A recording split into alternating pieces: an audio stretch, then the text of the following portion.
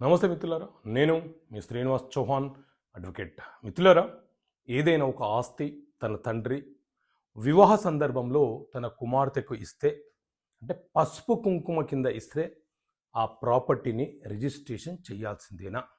So మిత్రులారా, registration అనేది కొన్ని డాక్యుమెంట్లు కంపల్సరీగా ఖచ్చితంగా రిజిస్ట్రేషన్ కావాల్సిందే. లేకపోతే ఆ డాక్యుమెంట్లకు చట్టబద్ధత అనేది ఉండదు. ఉదాహరణకు సేల్ డీడ్ అయినా, గిఫ్ట్ డీడ్ అయినా, ఏ జీపీఏ డాక్యుమెంట్ అయినా, జీపీఏ డాక్యుమెంట్ అయినా రిజిస్ట్రేషన్ అయితేనే చెల్లుబాట్లు అవుతాయి.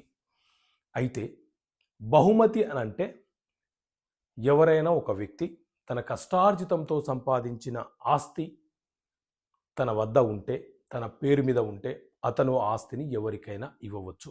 కానీ ఆ బహుమతి ఇవ్వడం అనేది రిజిస్ట్రేషన్ రూపంలో ఆ డాక్యుమెంట్ రిజిస్ట్రేషన్ చేసి ఇస్తేనే అవతల వ్యక్తికి సంక్రమిస్తుంది. సాధారణమైన బాండ్ పేపర్లో రాసి ఇస్తే చెల్లుబాటు కాదు. సో ఎవరైనా తల్లి లేకపోతే తండ్రి లేక తాత ఇంకెవరైనా బంధువులు కావచ్చు, వివాహ సందర్భంలో తమ కుమార్తెకు ఏదైనా ఒక ప్రాపర్టీని పసుపు కుంకుమ కింద ఇవ్వడము అనంటే బహుమతిగా ఇవ్వడము అని అర్థము. సో ఇది బహుమతిగా పిలువబడుతుంది కాబట్టి రిజిస్ట్రేషన్ యాక్ట్లోని సెక్షన్ 17 సబ్సెక్షన్ 1 క్లాజ్ ఏ ప్రకారంగా పసుపు కుంకుమ కింద తమ కుమార్తెకి తల్లిదండ్రులు ఇచ్చే ఆస్తి రిజిస్ట్రేషన్ అవుతేనే అది చెల్లుబాటు అవుతుంది, దానికి విలువ వస్తుంది, చట్టబద్ధత వస్తుంది. కాబట్టి పసుపు కుంకుమ కింద ఇచ్చే ఆస్తులను రిజిస్ట్రేషన్ చేసుకోవాల్సిందే.